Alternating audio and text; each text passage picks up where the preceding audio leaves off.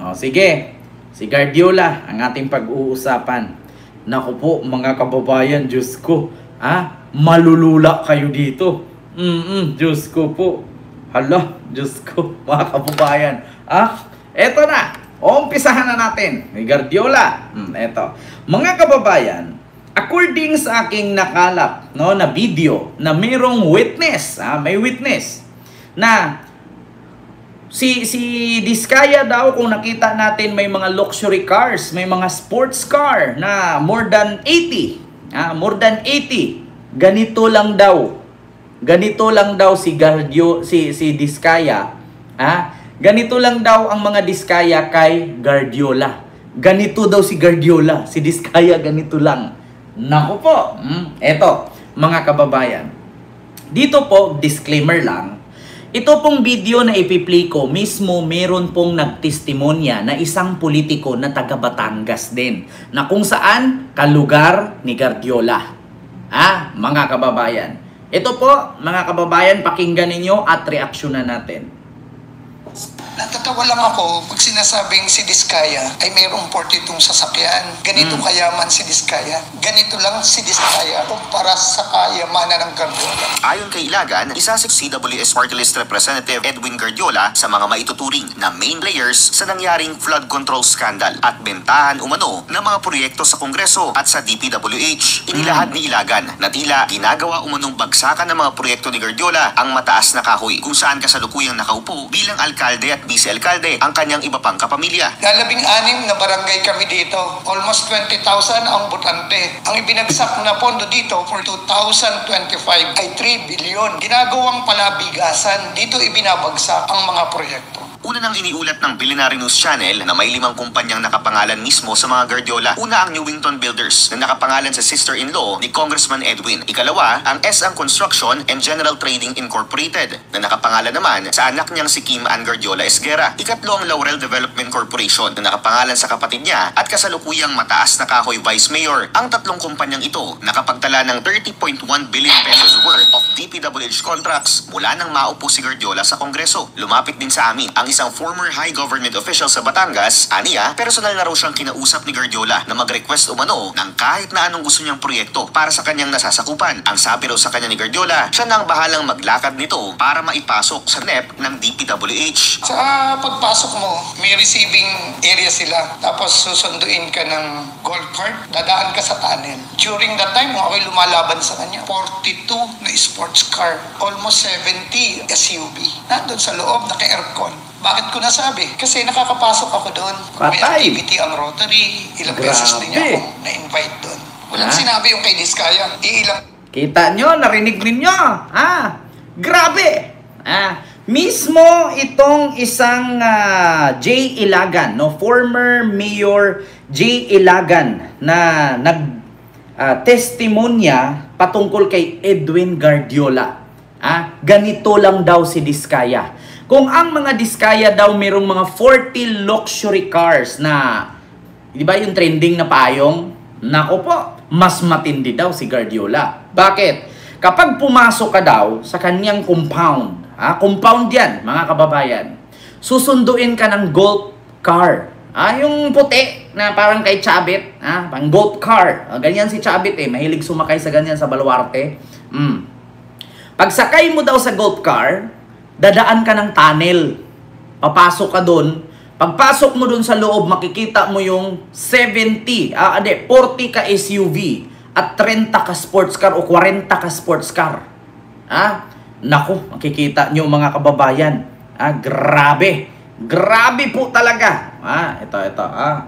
Ang ibinagsak na pondo dito for 2025 ay 3 billion. Ginagawang palabigasan. Dito ibinabagsak ang mga proyekto. Una nang iniulat ng Billionaire News Channel na may 5 kumpanyang nakapangalan mismo sa mga Guardiola. Una ang Newington Builders na nakapangalan sa sister-in-law ni Congressman Edwin. Ikalawa, ang S.Ang Construction and General Trading Incorporated na nakapangalan naman sa anak niyang si Kim Ann Guardiola Esguera. Ikatlo ang Laurel Development Corporation na nakapangalan sa kapatid niya at kasalukuyang mataas na kahoy Vice Mayor. Ang 3 kumpanyang ito nakapagtala ng 30.1 billion pesos worth of DPWH contracts mula nang maupo si Guardiola sa Kongreso. Lumapit din sa amin ang isang former high government official sa Batangas, aniya, personal na raw siyang kinausap ni Guardiola na mag-request umano ng kahit na anong gusto niyang proyekto para sa kanyang nasasakupan. Ang sabi raw sa kanya ni Guardiola, siya na ang bahalang maglakad nito para maipasok sa NEP ng DPWH. Sa pagpasok mo, may receiving area sila. Tapos susunduin ka ng golf cart, dadaan ka sa tunnel. During that time, ako'y lumalaban sa kanya. 42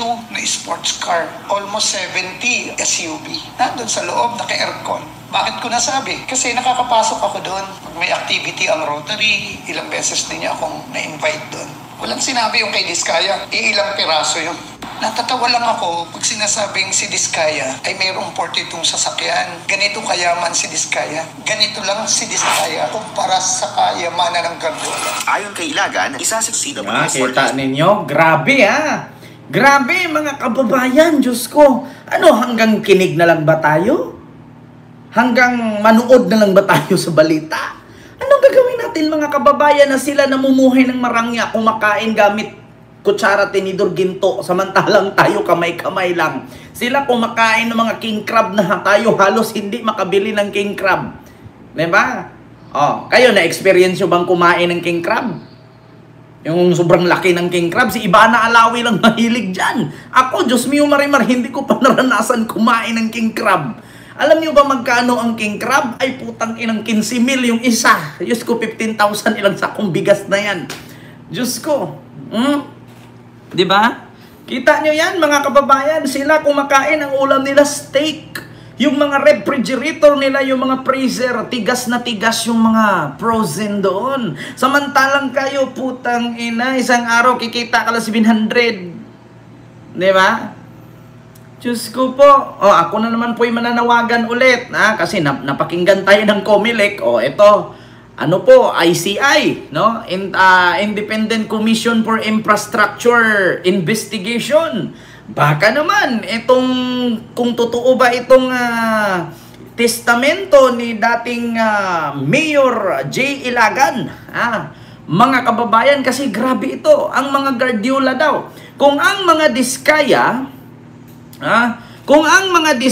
daw mayroong 40 ka luxury cars, nako, sa Bisaya pa, lupig ang mga Diskaya sa mga Guardiola. Naku putang ina, laki. Ito pa, bukod dyan mga kababayan, ito po si J. Ilagan. Ito po yung nanggaling sa Billionaire News Channel. So hindi po tayo nagre-react dito na gumagawa ng kwento. Disclaimer lang, galing po to sa Billionaire News Channel. So sa mga nagtatanong po, ano pong karapatan mo mag-react? Ay putang ina ninyo, taxpayer ako. Kung pwede nga lang hindi magbayad ng tax kung pwede nga lang lahat ng bilihin walang nakapatong na tax, okay lang sana.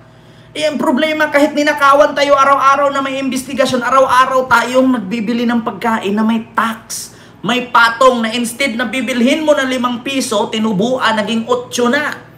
Diba?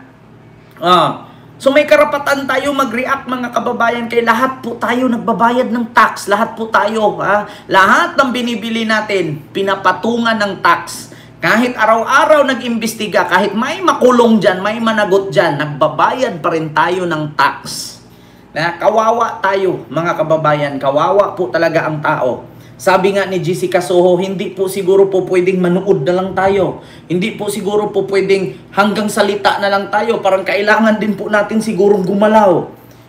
Sa pamamagitan ng gamitin natin yung ating boses, no? Gamitin natin yung ating utak, no? Hindi yung, Diyos ko, gagalaw ka nga, tapos magpapatulong ka sa isang politiko lang din. Diyos mio marimar. Alam nyo, ito lang masasabi ko kahit may makulong dyan sa sangkot sa flood control sa DPWH, yung mga katabi mong politisyan, isa din yan.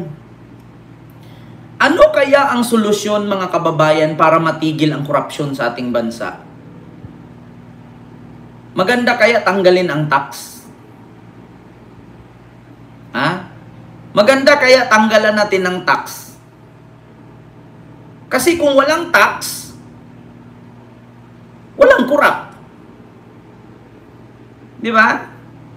Kasi kung ipalaganap mo yung bitay, hindi naman inaaprubahan nitong mga kongresista ang bitay. Sino yung nagsulong ng bitay? Si Ulaso. Oh. Ang problema, inaprubahan ba ng Kongreso? Wala. Oh, si Bato, nagsulong ng bitay. Wala rin. Di ba?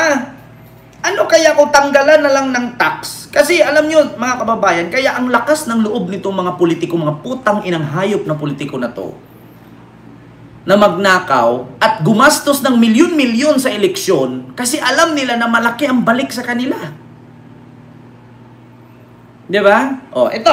Bukod dyan, mga kababayan, na merong maalapalasyong tirahan itong si Guardiola na according dito kay G. Ilagan, dadaan ka pa daw ng tunnel at ilalim ng bahay niya. May tunnel, doon may mga SUV doon, 70 piraso, may 40 sports car.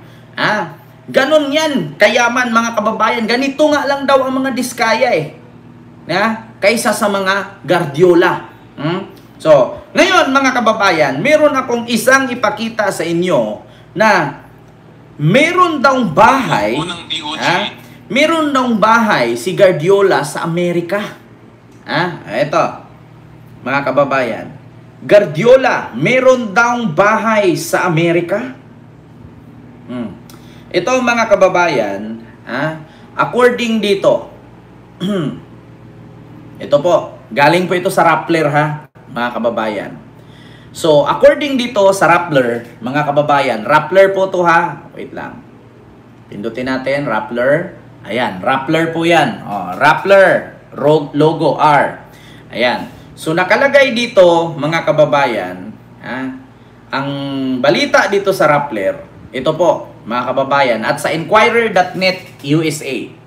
Ayan po ang hitsura ng pamamahay ni Guardiola sa California na nagkakahalaga ng 460 million. 460 million or kulang-kulang 1 billion pesos. Diba? Yan po mga kababayan ang sinasabi nilang pagmamay-ari na bahay ni Guardiola sa California, United States of America na nagkakahalaga ng 460 million. Hindi, 576 million. Ito pala, mga kababayan, 576 million. Guardiola House in California na kulang-kulang 1 billion. Ngayon mga kababayan, kung makulong man ang mga diskaya, baka naman, sunod nyo namang imbestigahan, mga kababayan, si Guardiola. Actually, mga kababayan, sa mga hindi po nakakaalam, nakukontent na din po natin ito noon pa. Pakinggan ninyo. Siguro hindi nyo pa ito alam, mga kababayan. Hindi pa ito binalita siguro sa TV, no? Ang binalita lang sa TV, yung congresswoman ng Samar. Ito mga kababayan, is 2 months ago po ito. Actually, una pa po akong nag-react bago ang Bilyonaryo News Channel. Yung sumasayaw doon sa Kuratsia. Ito, I will tell you frankly, mga kababayan. Sa totoo lang po tayo, para hindi tayo bias. Yung ginawa po ni congresswoman ng Samar, yung sumasayaw na hinahagisan ng pera, it's a part of tradition. Kuratsia po yun. Once na ang folk dance na Kuratsia ay sa tradition dance po yan, no, ng mga luma. Hindi, gobernador ba? O Governor Tan? Or congresswoman? Governor, sorry. No, correct me. So, Governor Tan, yung pagsayaw po niya na maraming perang hinahagis, it's part of culture po yon. So, wala pong korupsyon na naganap doon. Kultura po talaga yan. Once na Kuratsia, meron pa nga sumasayaw sa bangko na may ilaw sa ulo, di ba? Minsan may sumasayaw, may baso na tubig sa ulo. Yung sa Kuratsia naman, ni Governor Tan, no, hindi po siya binabas. Yan po yun mga kababayan. Actually, kay Tan yan sa Leyte. Ito, sabi ni Roxanne Barcelona, kung walang tax, walang pera ang gobyerno, walang serbisyo sa tao. Yan ang gusto mo? Sige. Dalawa tayo ngayon, Ma'am Roxanne. Tanungin kita. Gusto mo may pera ang gobyerno tas nanakawin nila, mas marami pang nanakaw kaysa sa nabigay na serbisyo, mamili ka. Magbayad ka ng tax at nanakawin nila, ang ibigay sa'yo 100,000, ang nakaw nila milyon. Saan ka pipili? Sige nga. Kasi daw, kung walang tax, walang pera ang gobyerno, walang serbisyo sa tao. O sige, ipairal mo ang isip mo. Sige, ipairal mo, magbayad ka ng tax. Tapos yung tax, umabot na ng bilyon. Tapos ang natulong sa'yo, milyon lang ang nakaw nila, daan-daan milyon. Sige. Sige nga. Sige, ipagpatuloy mo. Yan ang kagustuhan mo. Sige, kung marami kang pera at gusto mo magkabilat-bilat ka sa trabaho, sige, mag-OFW ka, kuskos ka, kubeta. Sige, kuskusin mo yung mga bawat kalawang dyan, magsiman ka. Sige, mag-cook ka doon sa ibang bansa.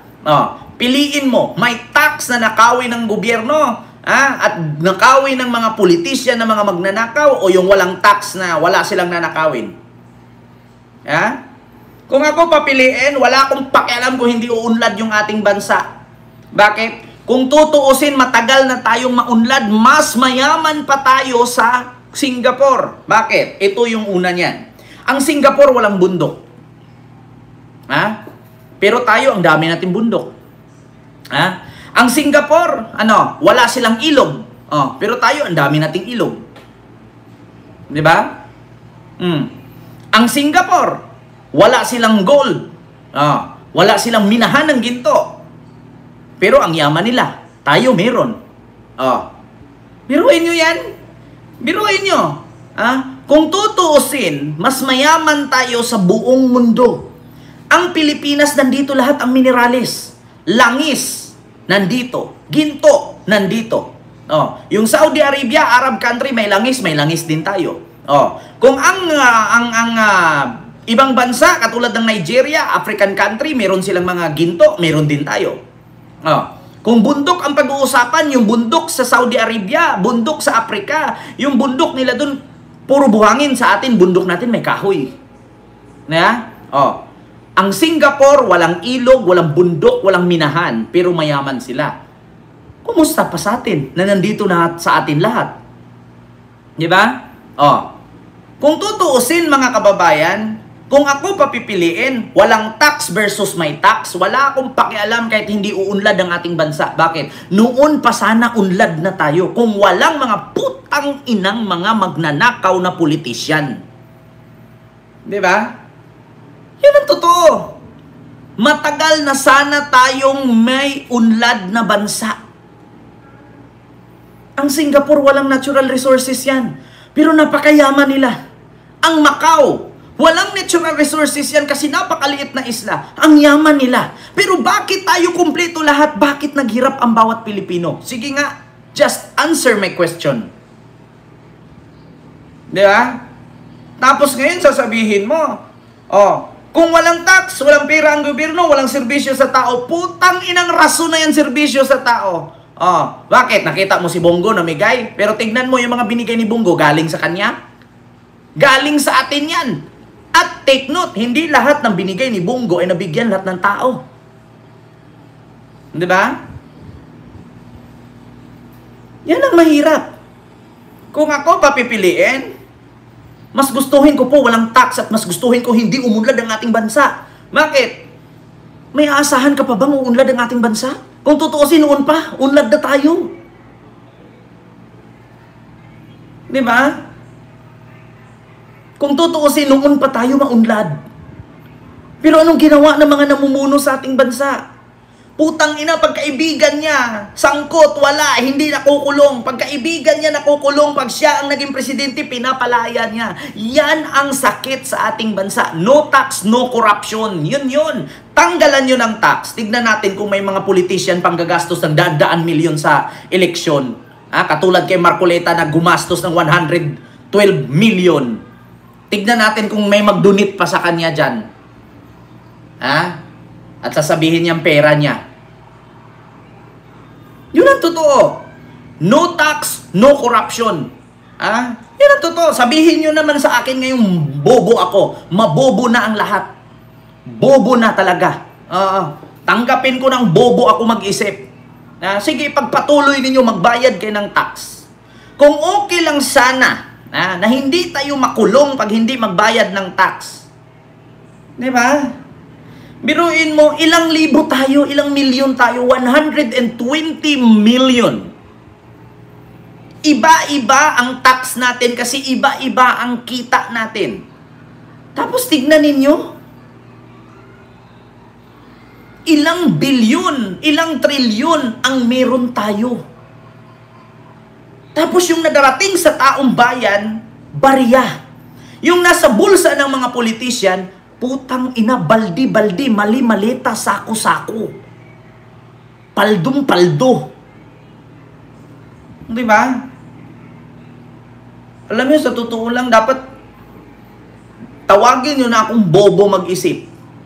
Yeah? Tanggapin ko, tawagin niyo akong bobo. No tax, no corruption. Yeah? Alam niyo, sa totoo lang, kahit si PBBM, ipapakulong niya lahat ngayon yung mga nagnakaw sa DPWH. Do you think matatapos ang corruption? Hindi. Kahit lahat ng mga trabahante sa DPWH, ngayon na nakaupo, ikulong niya lahat, hindi pa rin mawawala ang korupsyon. Bakit? Hindi lang DPWH ang may corrupt. Nandyan pa ang BIR, nandyan pa ang COA, nandyan pa ang Immigration, nandyan pa ang Bureau of Customs, nandyan pa ang panglima.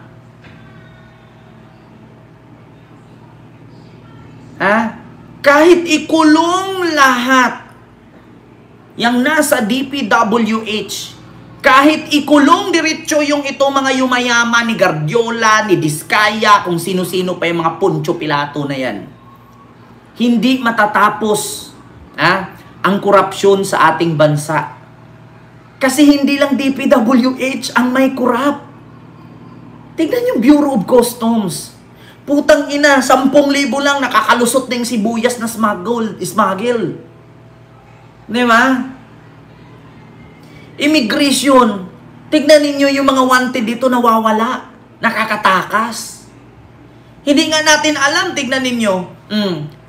Tignan ninyo yung representative ng Pogo, anong pangalan nun yung, sino ba yung na yon? Nakakulong sa correctional, nagugulat si Win Gatchalian, nakalaya. Bakit? May lagay. Bakit nakalaya sa correctional? Hindi pa tapos yung kaso. Tapos hindi na mahagilap. Diba? Kita nyo mga kababayan? Si Cassandra Ong. Hindi kayo nagtaka? Nawala sa correctional? Hindi pa tapos yung kaso, nawala? Nakalaya? Kita ninyo. Kahit ipakulong lahat ni PBBM, nandyan pa ang DepEd. Putang ina. Nandyan pa ang... Ay, naku talaga. Sa totoo lang mga kababayan. Alam nyo, ang solusyon dito sa ating bansa, ang bagal ng justice system. Pangalawa, mahirap kapag may presidente. Mahirap kapag may presidente na siya lang ang gumagalaw. Kasi bakit? Kapag magpapatulong siya, walang nangyayari.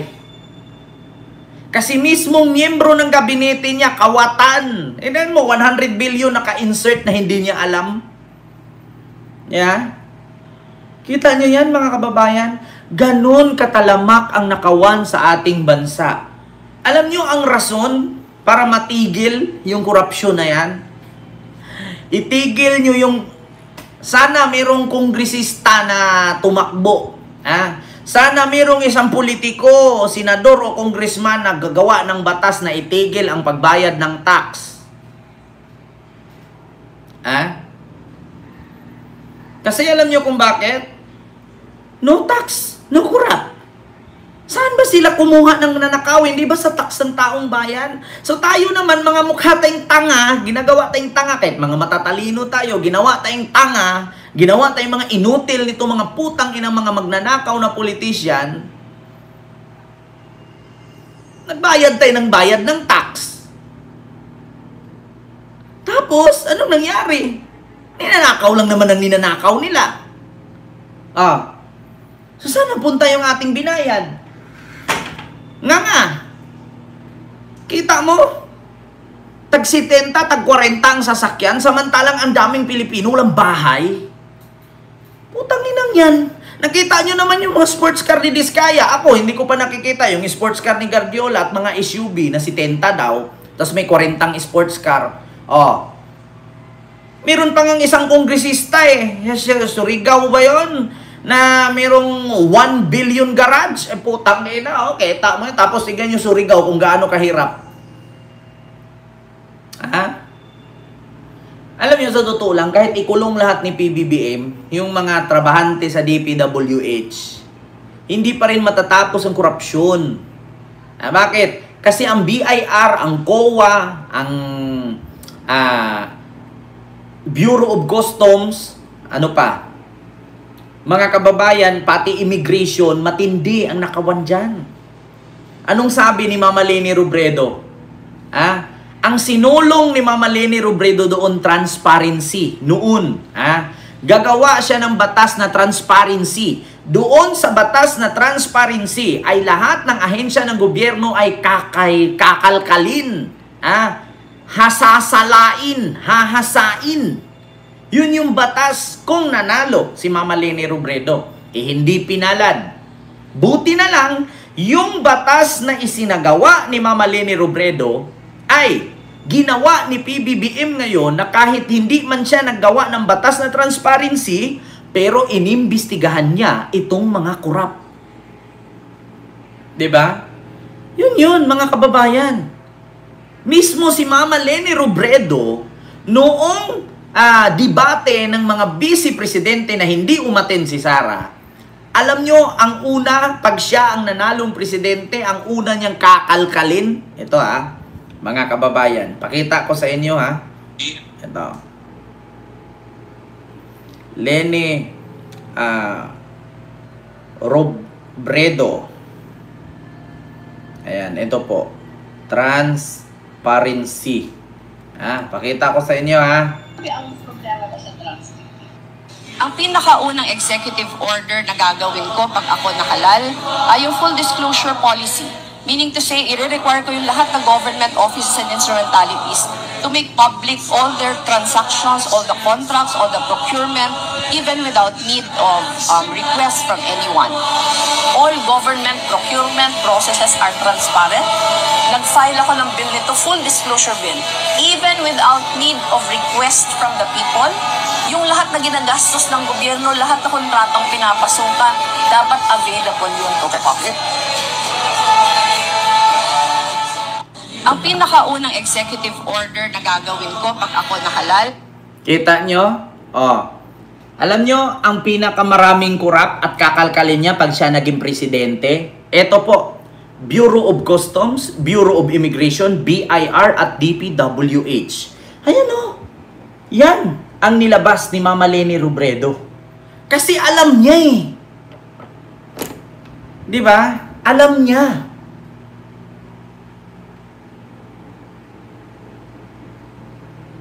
Kita nyo, mga kababayan?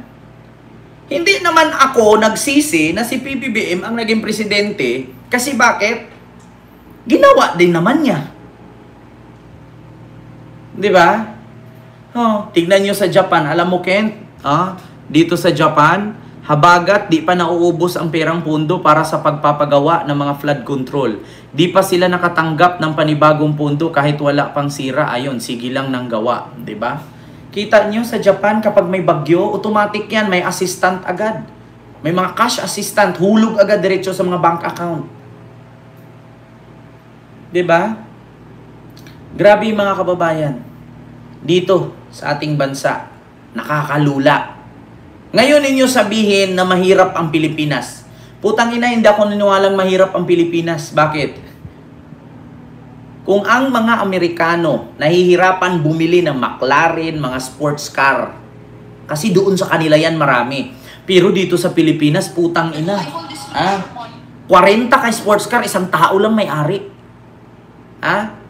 Kita nyo? Sa lahat ng pinuno sa buong mundo, ang pinakamaraming sasakyan, Ambani. Ambani.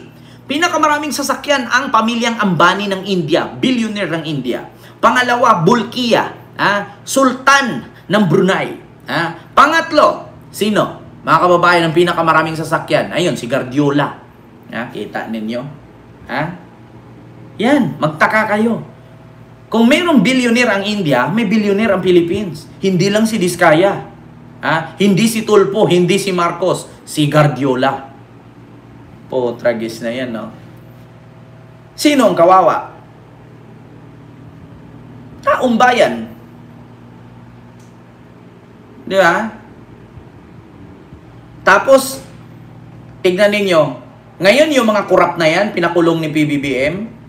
Kapag baba ni PBBM sa posisyon, mark my word mark my word. Si BBM pinakulong ngayon lahat ng korap. History repeat itself yan. Bakit? Noong panahon na si Pinoy ang presidente, lahat ng korap nakakulong.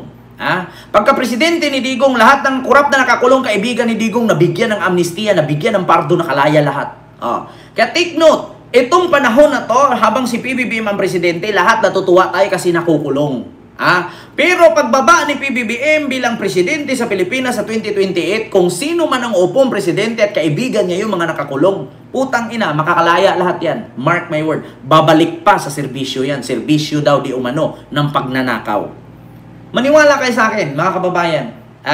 Ganito lang yan eh. Yung mga nakakulong ngayon, mga bilyonaryo yan, mga milyonaryo yan. Kahit nakakulong yan, pag mayroong presidente na tumakbo, may mga assistant yan. Halimbawa, tatakbo si Sara. Nakulong ngayon sinong makukulong ngayon na senador? Secretary, bigyan mo si Sara 100 million. Pang ano niya? Panggamit niya sa campaign niya. Pag nanalo si Sara, kalaya na si senador na nakulong. Di ba? Pag nanalo si Sara, yung senador na kakulong na nagbigay ng 100 million sa kanya, yung campaign niya, anong gagawin ni Sara? Bibigyan yung pardon ngayon. Di ba? Pag nabigyan ng pardon, nakalaya, tatakbo ulit ng kongresista, tatakbo ulit senador, ayun, namamayagpag, magnakaw ulit. Pinapahinga lang. Hindi ko sinabing si Sara lang. Baka mas may iba pa. Bukod kay Sara, may iba pa. Imposibleng walang kakalaban kay Sara. Di ba? Yun, mga kababayan. Kaya ang mangyari sa atin, nga. Ito tayo, nga. Dito tayo, nga. Kita nyo?